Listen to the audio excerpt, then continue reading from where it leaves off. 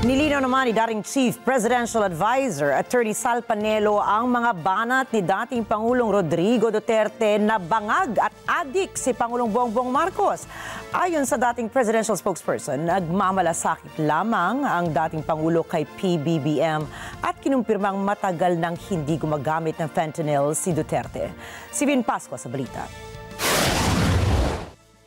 Show of concern o pagmamalasakit lamang ang naging pahayag ni dating Pangulong Rodrigo Duterte na bangag si Pangulong Ferdinand Marcos Jr. Ito ang depensa ng kanyang dating Chief Presidential Advisor na si Attorney Sal Panelo. Sa panayam ng ASPN, sa palagay nyo kay Panelo, sinabi nitong paalala lamang ang ginawa upang hindi matulad si PBBM sa kanyang ama na napatalsik sa pwesto.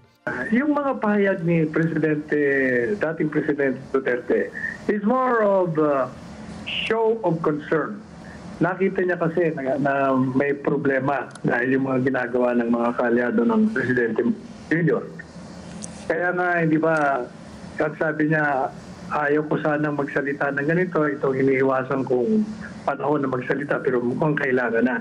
Ayaw kong mangyari kay Presidente Marcos Jr. yung nangyari sa kanyang ama. Sa usapin naman ng paglilinaw ng Philippine Drug Enforcement Agency na wala sa kanilang drug list si PBBM, nanindigan anya ang dating Pangulo na naroon iyon sa listahan. Sa katunayan, si dating Pangulong Duterte mismo ang nakabasa sa listahan, subalit noong siya ay alkalde pa. With regard to yung sa drug, alam mo, kausap ko siya kahapon. Dahil magkasama kami. Galing akong Davao. Hanggang kahapon nag-uusap kami. And then, I told him about the denial ng PDEA. Sabi ko, anong masasabi mo doon, Mr. President? Sabi niya, alam mo, nung pinakita sa akin, nung mayor pa ako niya, ako naghihinayang kay Bongbong. Kaya sabi ko sa kanila, huwag niya nang patinin niya. Niya mo siya. Kaya niya. Sarili niya naman yan. So, yan ang istorya niyan. So, pag sinabi ng PDEA na wala, ay dalawa lang ang ibig sabihin niya. Either binura nila, tinanggal nila. Samantala, kinumpirma rin ni Attorney Panelo na gumamit ng fentanyl ang dating presidente pero noong ito ay alkalde pa. Tagal-tagal na ho yun. Several years ago pa. Hindi pa siya presidente. Mayor pa lang siya. Prescribed by the doctors.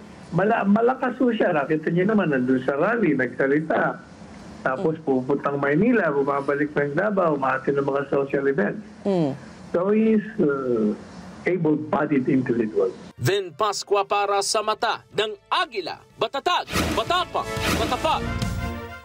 Maraming salamat sa inyong pagsubaybay sa Mata ng Agila Primetime. Para malaman ang matatag, matapang at matapat na mga balita, ay i-follow lamang at mag-subscribe sa @Net25 TV.